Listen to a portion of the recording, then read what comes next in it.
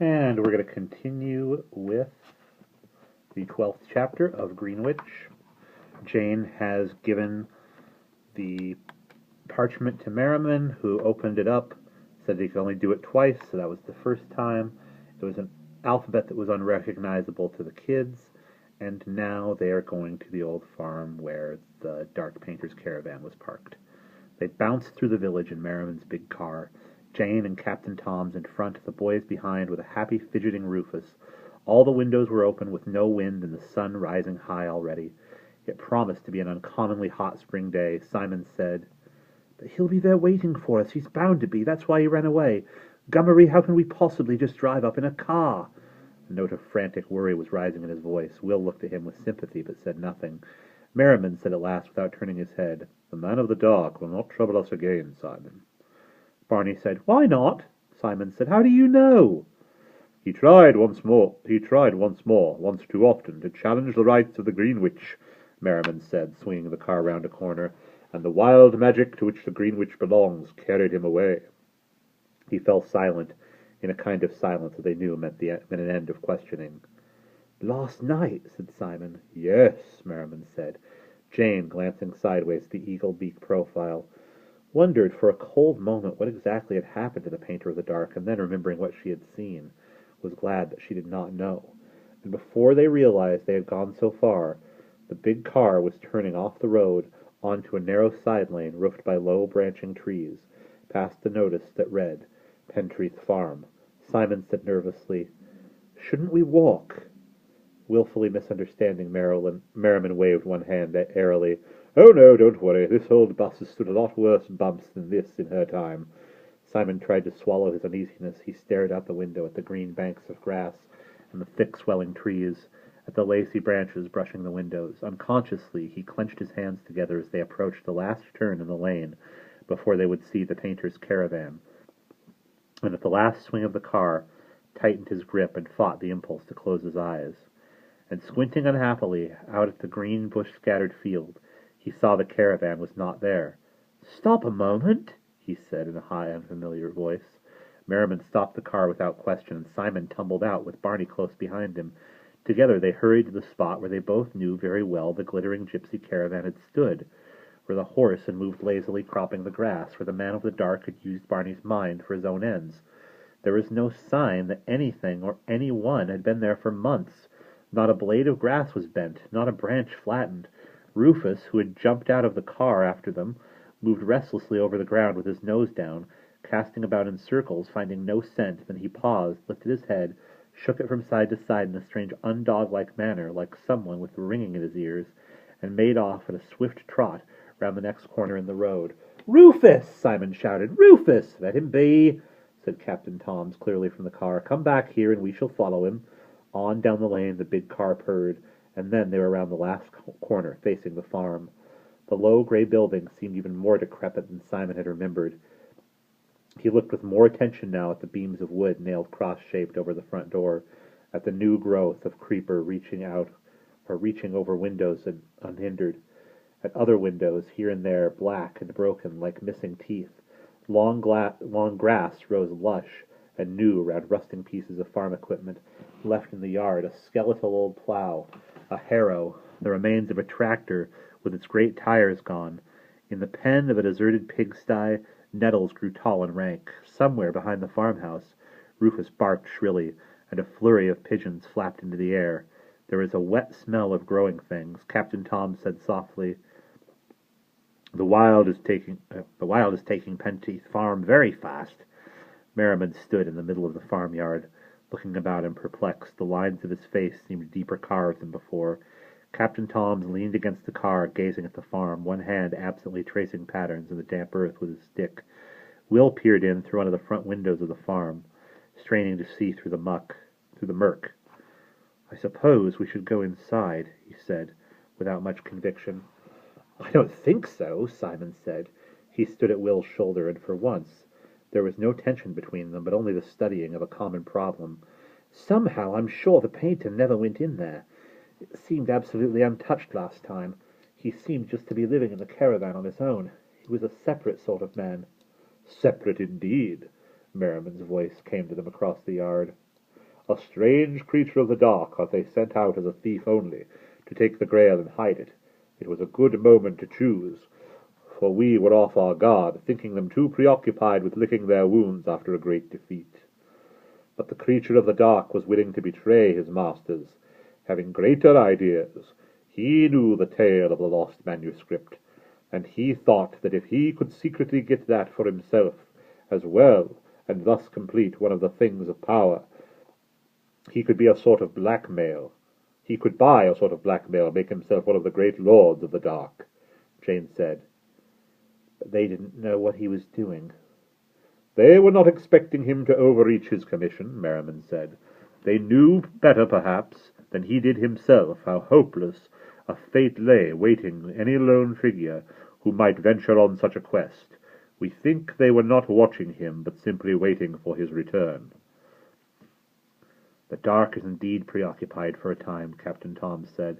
They have damage to repair from certain happenings midwinter last.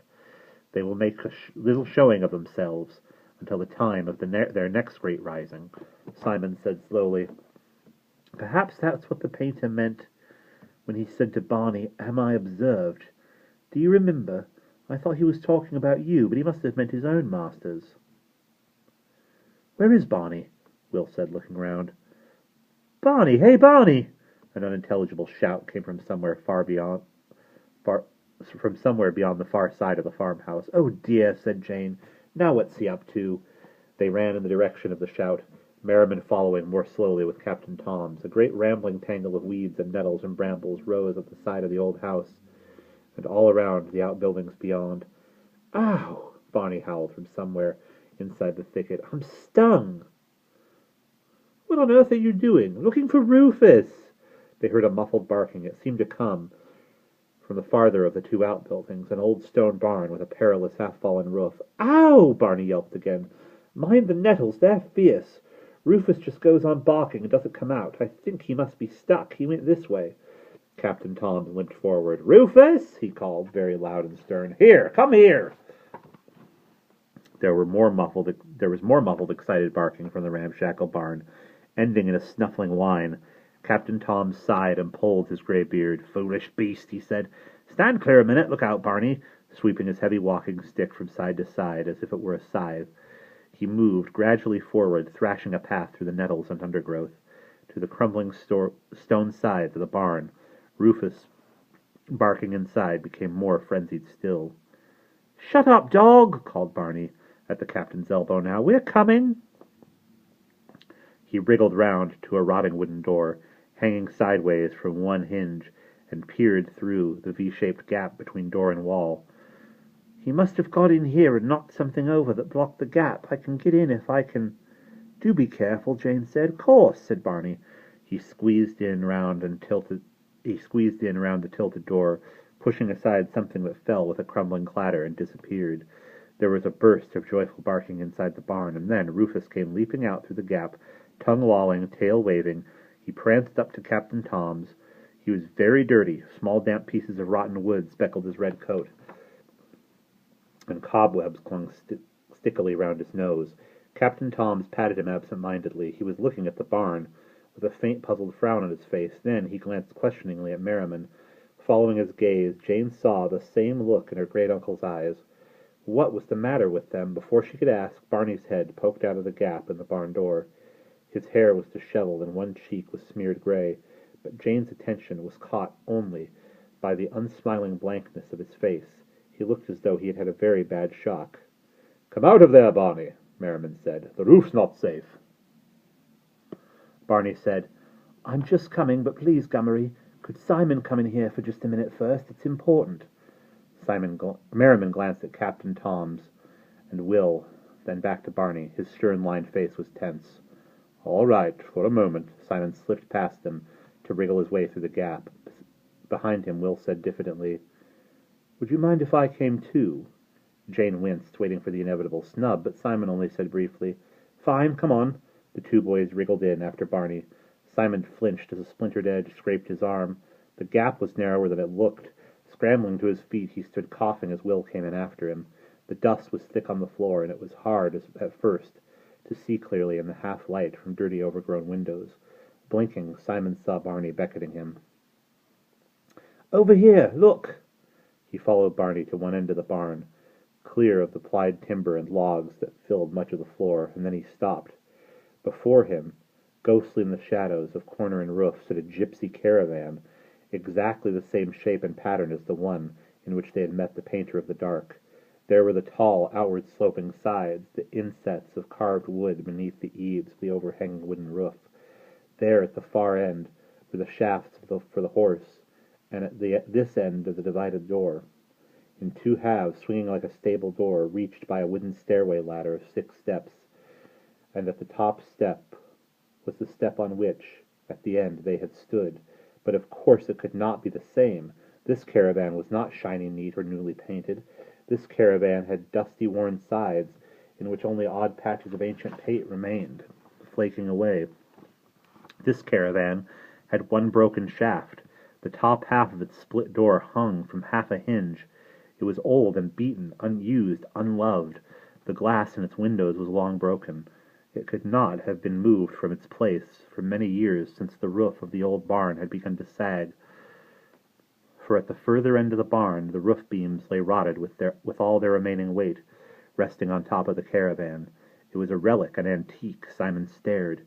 It was as if he were meeting the great-great-grandfather of a boy he knew well, and finding that the old man had exactly the same face as the boy, but immensely, impossibly aged.